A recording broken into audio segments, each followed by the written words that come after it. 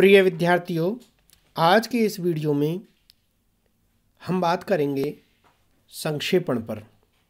संक्षेपण विषय BA, BSc, BCom में अध्ययनरत विद्यार्थी जो कि प्रथम वर्ष में अध्ययन कर रहे हैं, उनके अनिवार्य प्रश्न पत्र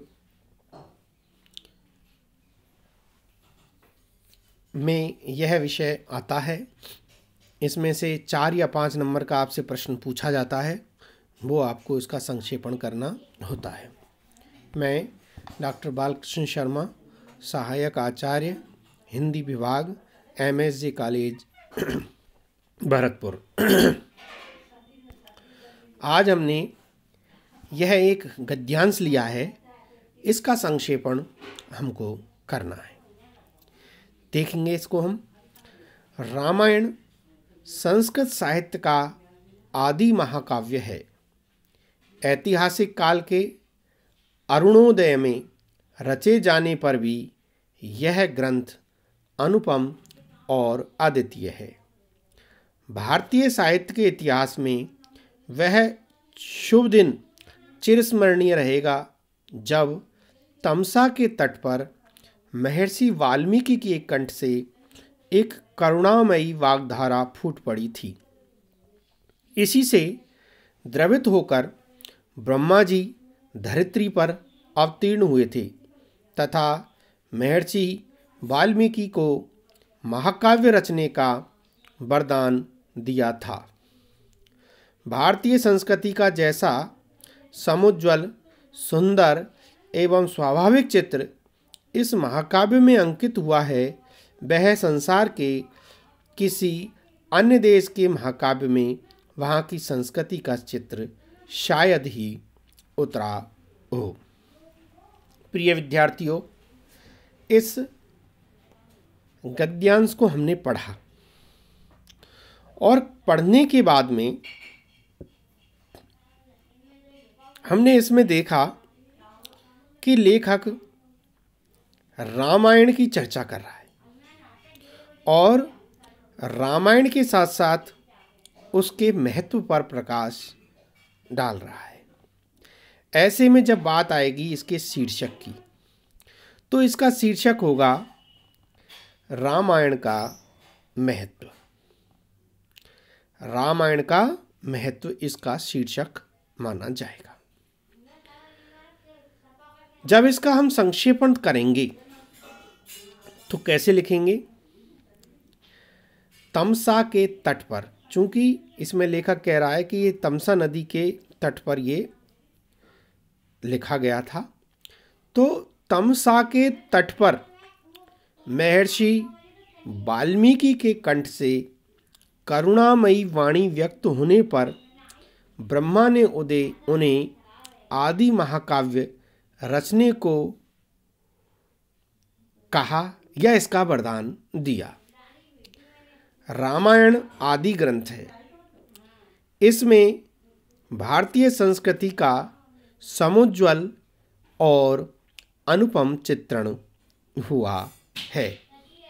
इतना लिखने से ही हमारा काम चल जाएगा।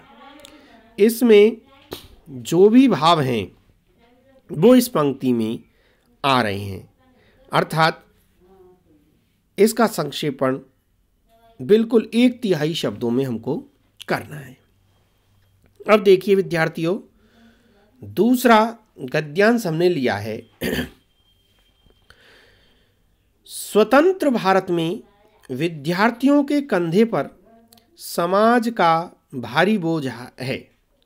आज जो विद्यार्थी है, कल वही समाज का कर्णधार होगा। आज के समाज में चोरी, रिश्वतखोरी, कपट, विश्वासघात, भ्रष्टाचार, गबन, घोटाले आदि असंख्य बुराइयां फैली हुई हैं। उनके रोकने तथा स्वस्थ समाज के निर्माण में अपना सहयोग दें। समाज के जीवन में व्याप्त दूषित तत्वों को निकाल फेंकें। स्वतंत्र देश के गौरव के अनुकूल ऐसे नागरिकों की आवश्यकता है जो ईमानदार, कर्तव्यपरायण और परिश्रमी हो। इस समय हमारे देश का जीवन परिवर्तन के संधि स्थल पर है।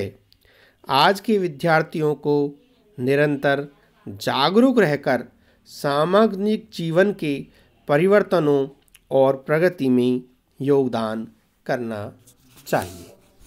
प्रिय विद्यार्थियों, इस सारे गद्यांश में आप जैसे विद्यार्थियों के लिए एक नया उपदेश दिया है या आदर्श वाक्य कहे गए हैं।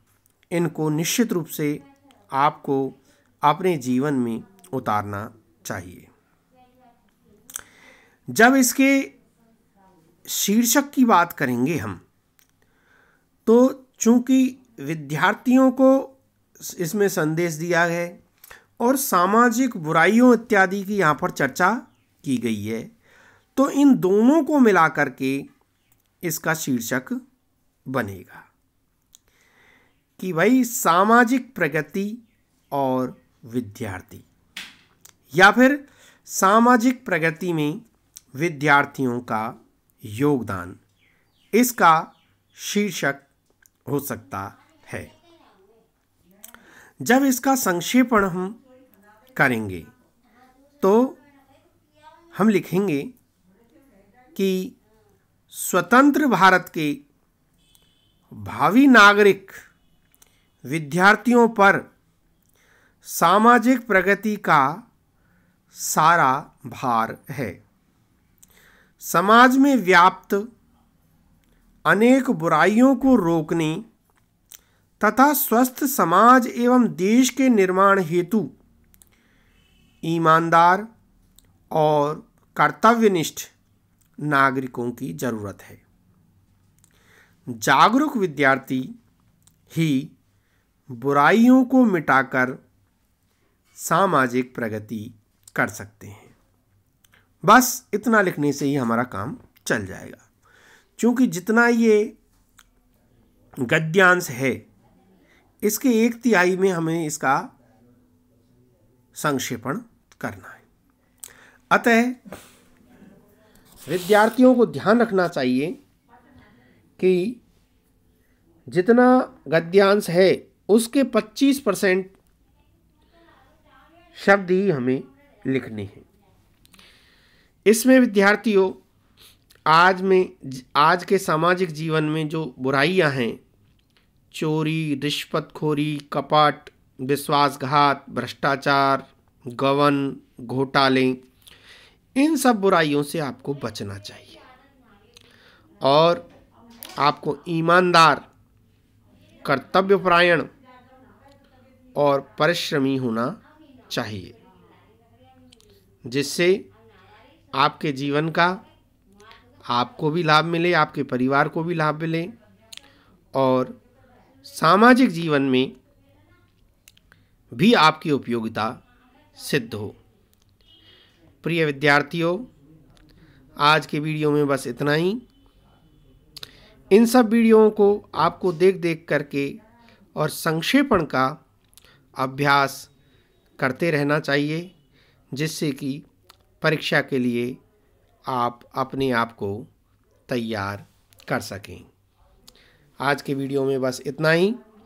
अगले वीडियो में हम एक नए विषय को लेकर आप सबके सामने उपस्थित होंगे, जिससे कि आपका नया विषय क्लियर हो सके।